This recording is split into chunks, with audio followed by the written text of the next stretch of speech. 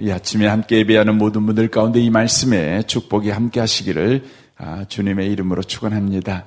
오늘 본문 말씀은 성전에 올라가는 노래로 표제가 붙어 있는 15편의 시편 가운데 14번째에 해당되는 바로 시편입니다.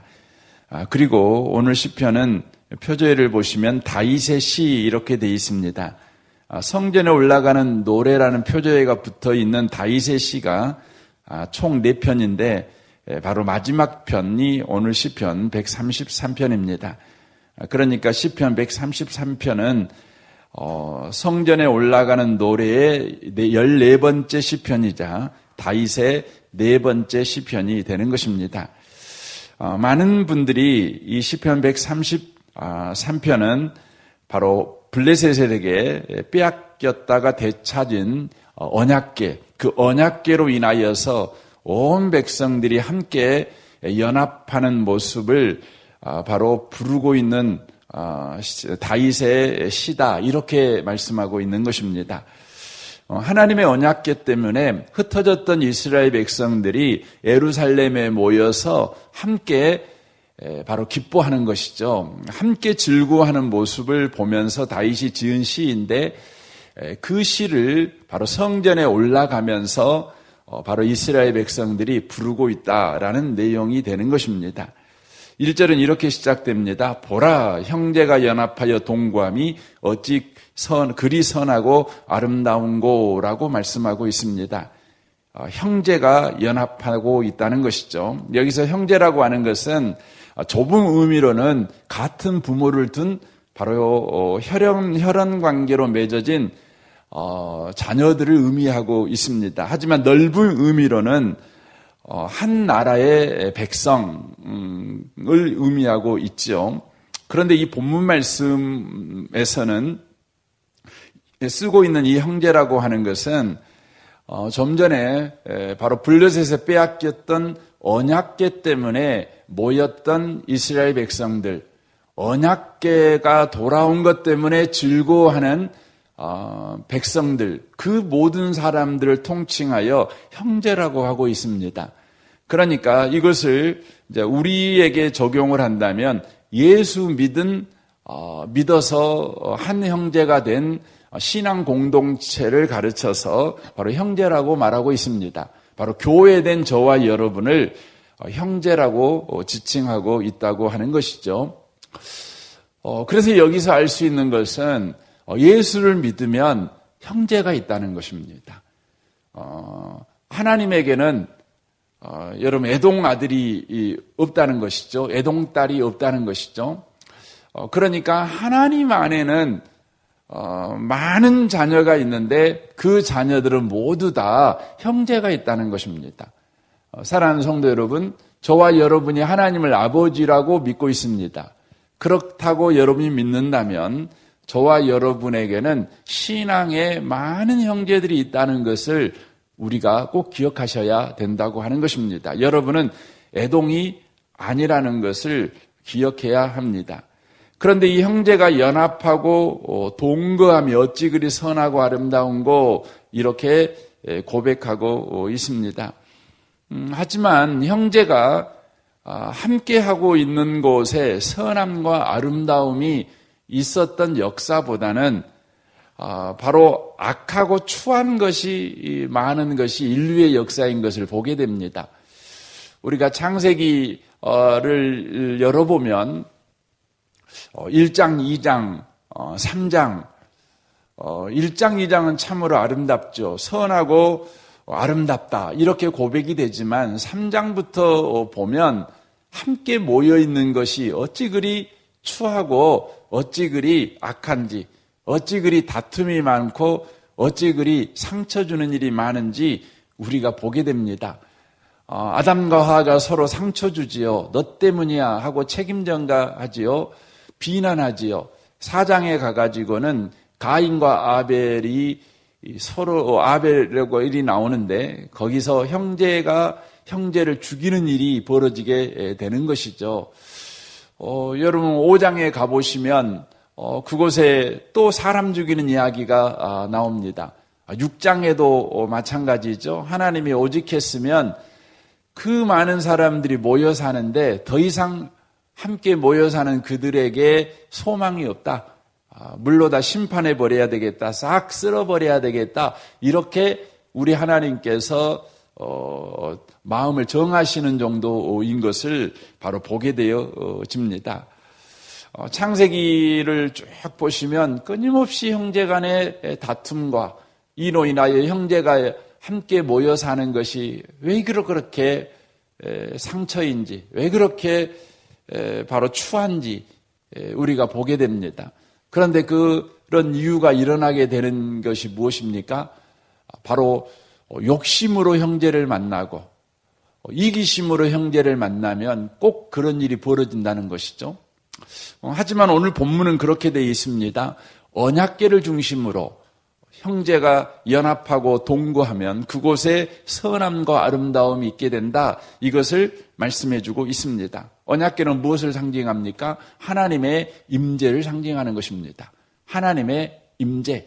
하나님의 임재 안에서 형제가 연합하고 동거하게 될 때 바로 그곳에 선함과 아름다움이 있다. 이렇게 말씀하고 있습니다. 하나님은 저와 여러분을 창조하실 때 하나님이 계시지 않는 곳에서 저와 여러분이 창조된 것이 아닙니다. 하나님의 임재 안에서 저와 여러분이 창조됐습니다. 그것이 창세기 1장 26절부터 28절에 분명히 나오죠. 삼위일체 하나님이 서로 의논하시죠. 바로 삼위일체 하나님이 임재하시는 곳 가운데서 저와 여러분이 창조됩니다. 그래서 27절에 말씀합니다. 하나님이 자기 형상 곧 하나님의 형상대로 사람을 창조하시고 남자와 여자를 창조하시고 하나님이 그들에게 복을 주시며 하나님이 그들에게 이르시되 생육하고 번성하여 땅에 충만하라 땅을 정복하라 라고 말씀하고 있는 것을 보게 됩니다. 하나님께서 인간을 창조하실 때 하나님의 임재 안에서 창조하셨습니다. 남자와 여자를 창조하셨습니다. 그러므로 남자와 그 여자에게 바로 복이 있는 것입니다. 그래서 여기 28절에 하나님이 그들에게 복을 주셨다라고 말씀하는 것은 남자와 여자가 연합할 때 바로 그곳이 선하고 아름답다. 바로 복되다. 우리 하나님께서 그렇게 말씀하고 계시는 것입니다.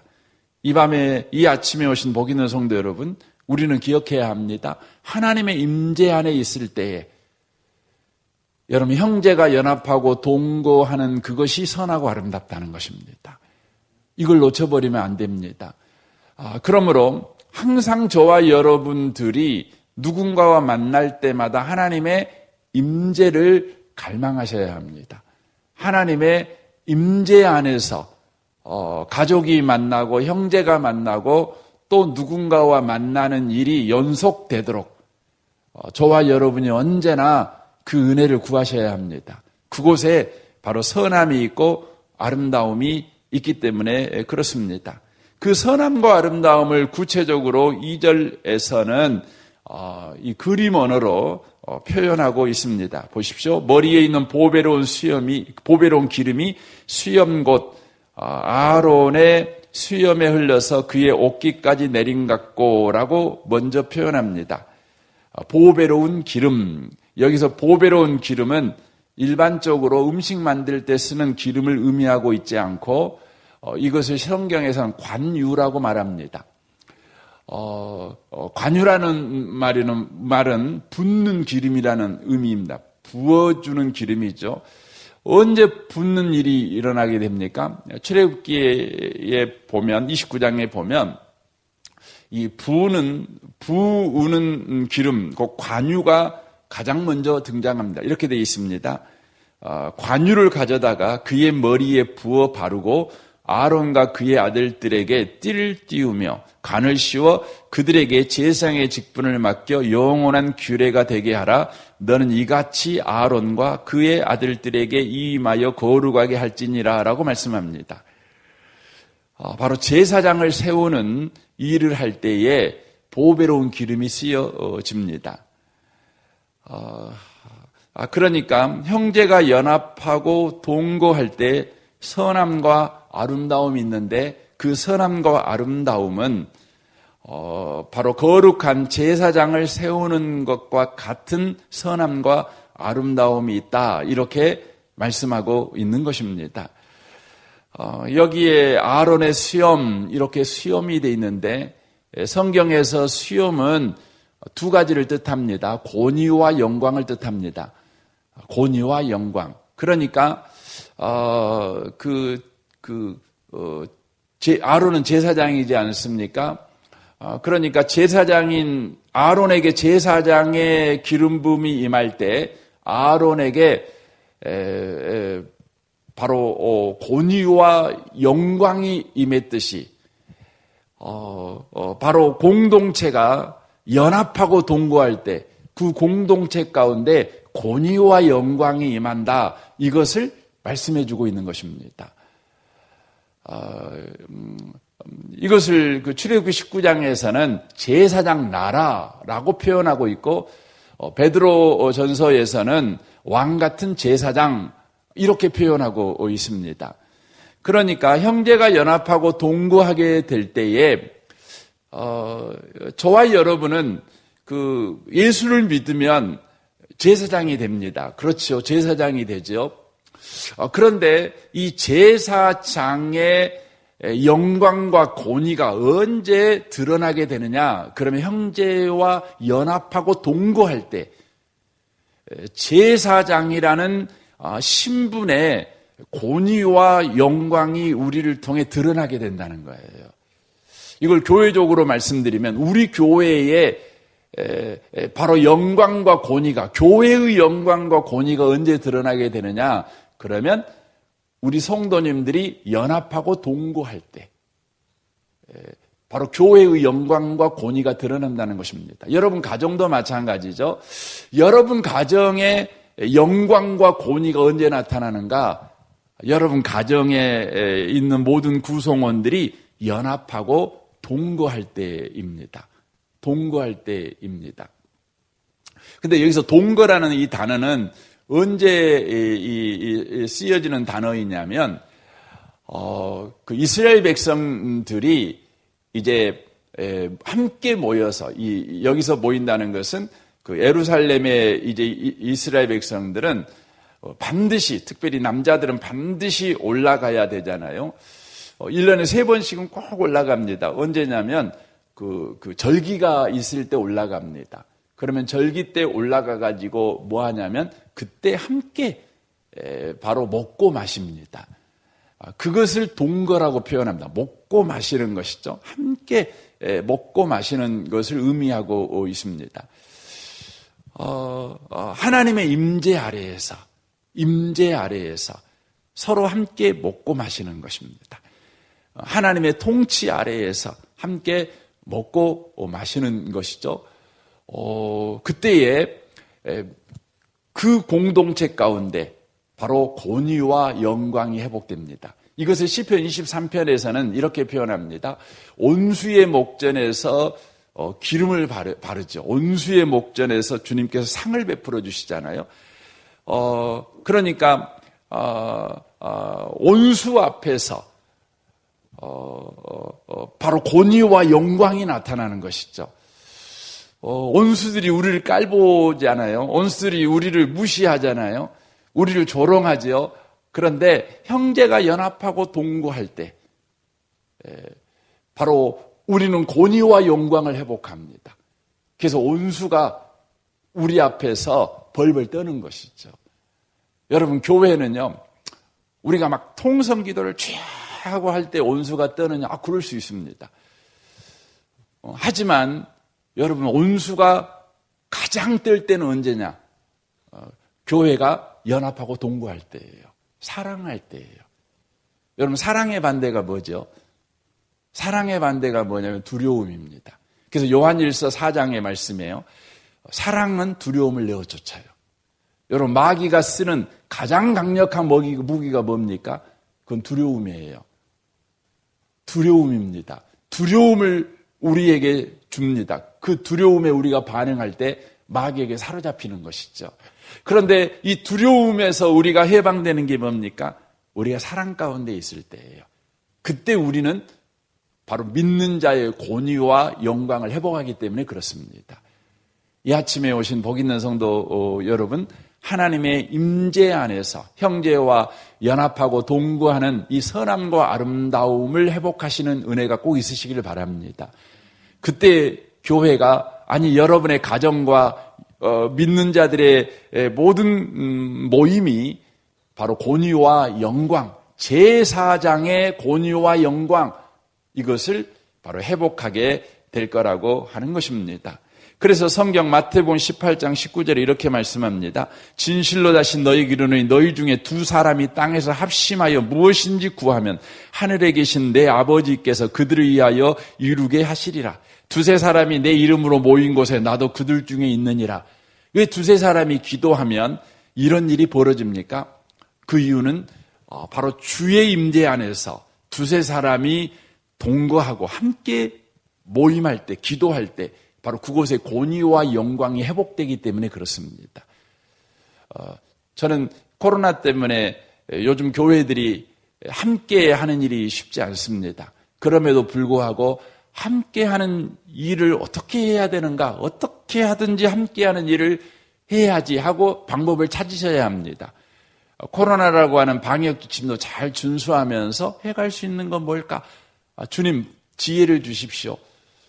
여러분과 제가 그렇게 하셔야 합니다. 그렇게 함으로 말미암아 교회의 영광과 권위를 여전히 우리는 소유할 수 있는 공동체가 될 수 있기 때문에 그렇습니다. 3절입니다. 헐몬의 이슬이 시온의 산들에 내린갑도다. 이에서는 보배로운 기름이라는 그림 언어를 썼는데 3절에서는 헐몬의 이슬이라는 그림 언어를 바로 쓰고 있습니다. 이런 헐몬산은 그 이스라엘 북쪽과 레바논에 걸쳐서 있는 산입니다. 그 백두산보다 높고 한라산보다 높습니다. 그 높이가 2,800m 정도 되는 높은 산입니다. 그러다 보니까 이 산 꼭대기에는 거의 8개월 이상 항상 눈이 쌓여져 있습니다. 그 쌓인 눈이 이제 봄이 되고 여름이 되면 녹아내립니다. 그 녹아내린 눈이 바로 요단강을 만드는 것입니다. 그래서 요단강은요, 1년 내내 물이 흐릅니다. 물이 흐르는 곳이라는 것이죠.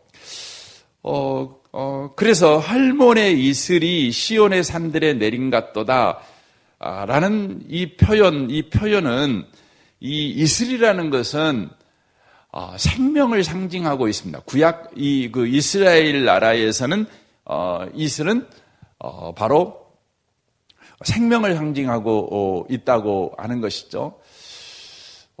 이스라엘의 지형 자체가 그렇습니다. 그러니까 이스라엘이 이렇게 동서로, 이렇게 우리는 남북으로 나누어지지만 이스라엘은 동서로 이렇게 나누어집니다.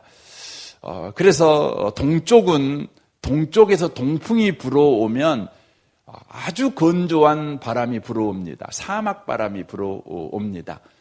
그래서 건기가 시작되는 것이죠. 그래서 그렇게 푸르고 푸르던 이스라엘의 광야가 하루아침에 사막같이 변해버립니다. 그 푸른 초장이 사막같이 변해버립니다. 하지만 서풍이 불어옵니다. 서풍은 어느 쪽이냐면 지중해입니다. 지중해에서 많은 습기를 머금은 바람이 불어옵니다. 이 불어온 바람이 헐몬산을 부딪힙니다. 그래서 이것들이 비가 되어서 내려옵니다. 이슬이 되어서 내려오게 됩니다. 우기가 시작되는 것이죠. 이로 말미암아서 농사철이 시작되는 것입니다. 바로 헐몬의 이슬은 생명을 바로 상징하고 있습니다. 메마르고 황량한 곳이 생명이 움트는 땅으로 바로 변화되는 것이죠. 버려진 땅이 바로 농부들이 돌아와서 농사짓는 땅이 되는 것입니다. 가시나고 엉겅퀴난 땅이 바로 열매를 맺는 과실이 맺어지는 땅으로 바뀌어지게 되는 것이죠. 그러니까 형제가 연합하고 동거하면 어떤 선함과 어떤 아름다움이 일어나게 되는가? 앞에서는 기름으로 표현했지만 여기서는 이슬로 표현하는데 바로 생명의 역사가 일어나게 된다. 이걸 표현합니다. 생명의 역사. 생명의 역사. 일어나게 된다는 것이죠. 바로 그 공동체 가운데 메말랐던 심령을 가진 사람들 심령 속에 촉촉한 은혜가 부어지게 되는 일이 벌어진다는 것이죠. 가신하고 엉컥히 나던 삶에 열매가 풍성하게 맺어지는 일이 벌어진다는 것입니다. 여러분, 교회는 어떤 곳입니까? 망한 사람들이 와서 여러분 부욕해 되는 곳입니다. 물론 무조건 교회에 오면 되느냐 그런 건 아니죠. 그 교회 공동체가 바로 연합하고 동거하는 공동체라면, 그 공동체 가운데 망한 사람이 온다면, 메마르고 황량한 인생을 사는 사람이 온다면 그는 그 공동체에서 바로 생명이 움트는 인생으로 변화되는 은혜를 경험하게 될 것입니다. 여러분, 이게 놀라운 것입니다. 저는 우리 교회 공동체는 그런 공동체가 돼야 될 줄로 믿습니다. 이것은 우리에게 직접적으로 해당되는 일이기 때문에 그렇습니다. 형제가 연합하고 동거하는 것이죠. 이것이 핵심이라는 것입니다. 이것이 바로 생명이 바로 움트는 것, 생명이 역사하는 것, 생명을 얻고 더 풍성히 얻는 현장이 된다고 하는 것입니다. 왜냐하면 여기 그 이유를 설명합니다. 3절 하반절입니다. 마지막입니다. 거기서 여호와께서 복을 명령하셨나니 곧 영생이로다 라고 말씀합니다. 형제가 연합하고 동거하며 어찌 그리 선하고 아름다운고, 3절 하반절로 곧바로 넘어져 거기서 여호와께서 복을 명령하셨나니 곧 영생이로다. 그러니까 형제가 연합하고 동거하는 그곳에 하나님께서 복으로 명령하시기 때문에, 바로 영생의 역사가 있기 때문에 바로 기름의 역사, 이슬의 역사가 일어나게 될 것이다. 권위와 영광이 회복되는 곳이 될 뿐만 아니라 생명이 역사하는 곳이 될 것이다. 이렇게 말씀하고 있습니다. 이 아침에 오신 복 있는 성도 여러분, 이 시편 133편을 다시 한번 여러분이 깊게 묵상하시기를 바랍니다. 이 시편 133편의 신약 성경에서는, 신약 교회에서는 세례 이 성찬식을 할 때에 주로 썼던 성경입니다. 그러니까 성찬이라는 것이 뭡니까? 성찬은 각 개인이 예수님의 살과 피를 예표하는 떡과 포도주를 마시는 것이죠. 하지만 예수님의 한 피, 한 떡을 먹는 것입니다. 그러니까 각각 다른 떡과 포도주를 먹는 것이 아니라 바로 예수님으로 상징되는 떡과 포도주를 먹음으로 인하여서 각자가 먹지만 모두 다 함께 먹음으로 한 공동체를 이루는 것입니다. 그래서 여기에 형제가 연합하여 동거한다는 이 표현 자체가, 좀 전에 그런 말씀 드렸잖아요. 이스라엘 백성이 절기 때 예루살렘에 올라가서 같이 먹고 마시는 것을 의미한다고요. 이것이 곧 예수를 먹고 마시는 성찬을 의미하는 것입니다. 성찬이 바르게 시행될 때 우리가 예수 안에서 예수를 함께 먹고 마시고 그 예수를 서로 나누고 예수로 서로 섬기고 이런 일이 벌어질 때에 그 교회 공동체가 선하고 아름다운, 그 놀라운 보배로운 기름의 역사, 헐몬의 이슬 같은 역사가 이루어지는 공동체가 된다는 것입니다. 우리가 내일 성찬식을 합니다. 다만 그냥 의식으로 하는 행위가 아니라 이 시편 133편의 약속을 붙잡고 우리가 성찬을 하는 것입니다. 저는 성찬에 참여하는 모든 분들이 이 약속을 붙잡고 성찬에 꼭 참여하셨으면 좋겠습니다. 중세교회에는 이 말씀 때문에 운동이 일어납니다. 영적 부흥운동이 일어납니다. 그 부흥운동의 일환이 뭐였냐면 바로 수도원 운동이 일어납니다. 시편 133편의 말씀을 실천하기 위해서 바로 그리스도인들이 바로 함께 모여 공동체를 이룹니다. 어떤 분들은 사막에 가서 공동체를 이루고 깊은 산중에 들어가 공동체를 이루고 바위에 올라가 공동체를 이루고 이렇게 수도원 운동이 일어나게 됩니다. 수도원 운동이 일어납니다. 이 시편 133편의 약속의 말씀이 그들의 삶 가운데 이루어지기를 소망하여 일어나는 운동이었다는 것이죠. 참으로 힘들고 어려운 상황에서 그들은 이 말씀이 그들의 삶에 성취되는 것을 경험합니다. 이 수도원 운동이 중요한 것은 결국 종교 계획은 이 수도원 운동이 연장성산에 있는 것입니다. 그러니까 기성교회들, 노막교회죠. 노막교회들, 건물을 자랑하고 권력을 자랑하였던 그들의 신앙은 철저하게 성경에서 번나갑니다. 어긋납니다. 하지만 이 시편 133편의 약속을 붙잡고 권력을 거부하고 세상의 부귀영화를 거부하고 하나님의 권위, 하나님의 영광, 하나님의 생명을 소망하였던 이 수도원 사람들, 그리고 그들은요 철저하게 성경을 연구합니다. 그래서 거기에서부터 면면하게 성경의 바탕을 둔 신앙이 중세시대에서 사라지지 않고 그것이 이어옵니다. 그리고 1592년에 이제 종교개혁이 일어나게 되는 것이죠. 성경으로 돌아가자. 사랑하는 성도 여러분, 이 시대에 종교개혁이 필요하죠. 어떤 일로 종교개혁이 필요합니까? 바로 하나님의 말씀이 이루어지는 것을 우리가 보는 것을 소망하는 공동체가 되어야 합니다. 우리 은혜의 복음교회는 바로 하나님이 약속하신 그 약속이 이루어지는 것을 보기 위해서 모인 공동체라는 겁니다. 그 소망을 가지고 우리 교회는 계속해서 신앙의 경주를 해야 될 줄로 믿습니다. 다시 한번 여러분이 시편 133편의 말씀을 묵상하면서 이 말씀의 은혜를 사모하는 복 있는 분들이 다 되시기를 주님의 이름으로 축원합니다. 아멘. 우리 같이 기도하겠습니다.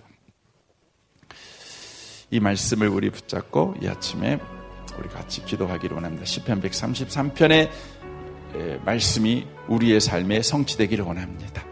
이 약속의 말씀이 어떠한 복인지를 우리가 실제 경험하기를 원합니다. 주여, 우리 은혜의 복음교회가 이 은혜를 누리기를 원합니다. 내일 주일입니다. 특별히 내일은 맥주 감사 주일이자 성찬식이 있는 주일입니다. 주님, 내일 예배를 주여 축복하시고 예배에 참여하는 모든 분들이 이 시편 133편의 은혜를 누리게 하여 주옵소서.